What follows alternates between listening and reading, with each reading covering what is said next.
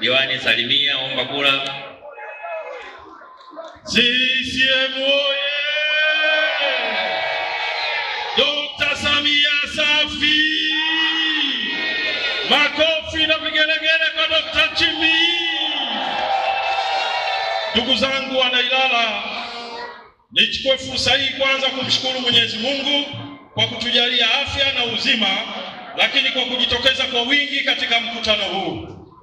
Ndugu zangu, nimepewa muda mchache kwa ajili ya kuomba kura. Niliyosimama mbele yenu kwa majina naitwa Sadi Mohamed Kimji, maarufu kwa jina la Hombo. Ndugu zangu wana Ilala, nitasema mambo machache ambayo yatawashawishi na kusababisha muendelee kukiunga mkono Chama cha Mapinduzi. Jambo la kwanza, kata yetu ya Ilala ilikuwa haina English medium, safari hii tunayo. Jambo la pili, tulikuwa na miundombinu mibovu ya barabara katika kata yetu. Miundombinu hii kwa ujumla yake ilikuwa inafikia kilomita 6.5. Kwa muda mfupi tangu Dr. Samia Suluhu aingie kwa rais wa nchi hii, tumepata kilomita 15.4.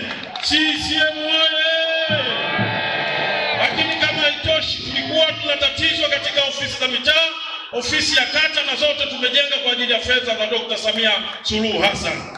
Halmashauri ya jiji ilikuwa inakusanya shilingi bilioni 62-63, lakini kwa mara ya mwisho tumekusanya bilioni 130.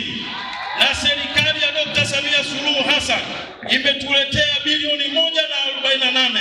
Hii ni kuonyesha huyu rais ana mapenzi na halmashauri yetu ya jiji na yuko tayari kwa ajili ya kutusaidia. Ndugu zangu, ni waombe tarehe 29 twendeni tukatiki. Twendeni tukatiki kwa Dr. Samia. Twendeni tukatiki kwa mbunge wetu Musa Hassan Zungu na wabunge wengine wilaya ya Ilala na mkoa wa Dar es Salaam kwa ujumla. Lakini twendeni tukatiki kwa madiwani wote tuliokuwepo katika halmashauri ya jiji la Dar es Salaam na mkoa wa Dar es Salaam kwa ujumla wa CCM. Ndugu zangu, kwa heshima na taazima, asanteni kwa kunisikiliza. Tunaomba kura zenu na twendeni tukatiki. Asanteni sana. CCM oye!